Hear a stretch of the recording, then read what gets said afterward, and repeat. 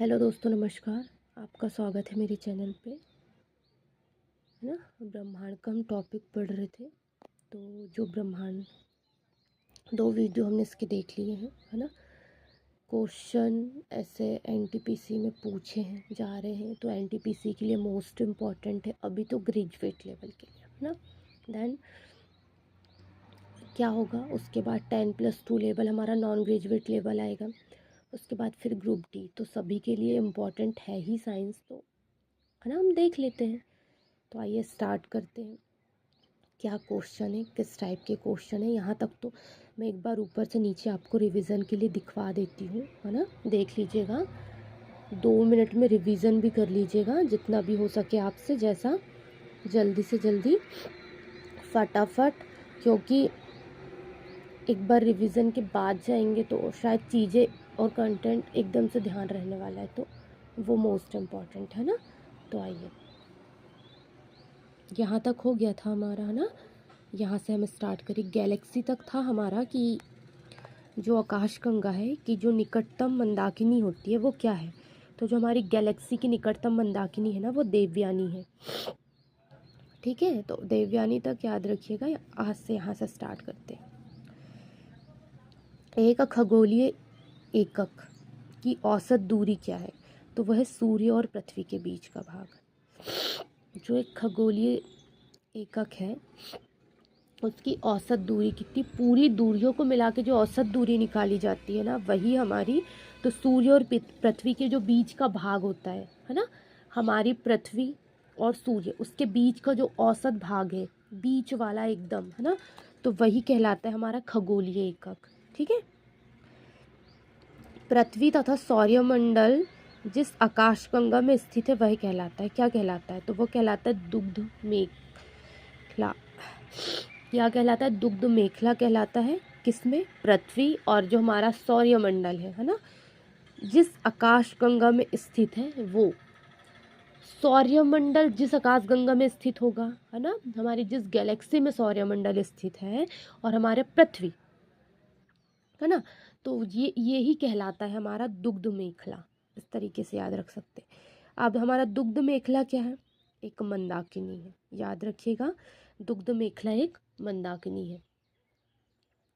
मंदाकिनी है, क्या है मंदाकिनी, क्या होती है। अब दुग्ध मेखला तो पढ़ लिए, मंदाकिनी, अब मंदाकिनी का भी पता चलना चाहिए कि मंदाकिनी क्या होती है। तो मंदाकिनी होती है अरबों तारों का समूह। मतलब देखो, तारे आकाश में आपने देखे हो बहुत सारे, लेकिन जो जहाँ अरबों तारों का समूह होता है ना, वही कहलाती है मंदाकिनी। आपको हजारों दिखेंगे, सैकड़ों में दिखेंगे, लेकिन जहाँ अरबों तारों का समूह है वो कहलाती है हमारी मंदाकिनी, याद रखिएगा। नवीनतम ज्ञात मंदाकिनी है, मतलब सबसे नई जो अभी ज्ञात हुई है वो मंदाकिनी का नाम क्या है, डवार्फ मंदाकिनी। डवार्फ मंदाकिनी जो है वो हमारी नवीनतम ज्ञात मंदाकिनी है। जो सबसे ज़्यादा नवीनतम ज्ञात मंदाकिनी वो है हमारी डवार्फ मंदाकिनी। ठीक है।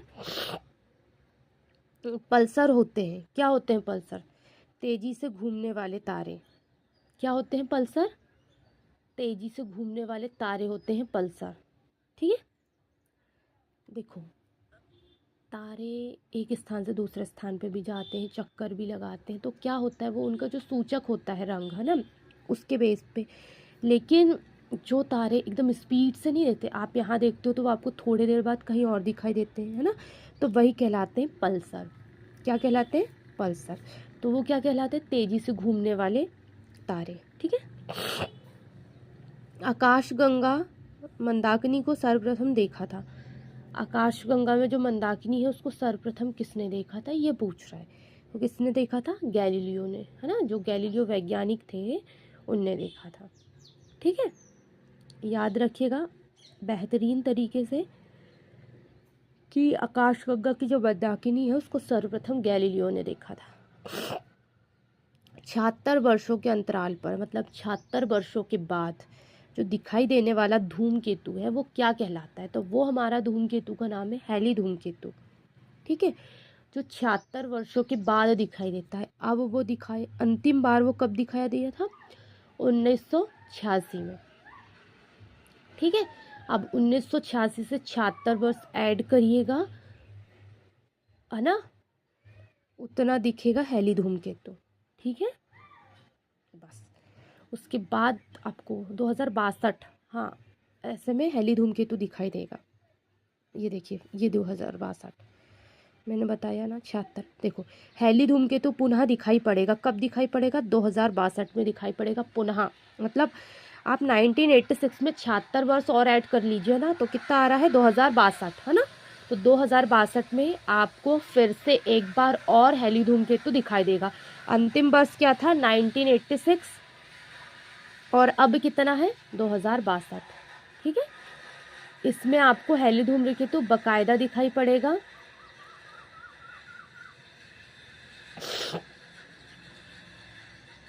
आपको दिखाई देगा हेली धूमकेतु। ठीक है, तो यहाँ हमारा पूरा ब्रह्मांड कंप्लीट हो चुका है। जितने इम्पोर्टेंट क्वेश्चंस थे वो देखिए, और कल हम किसी और टॉपिक के साथ आएंगे। आज के लिए बस इतना ही, धन्यवाद।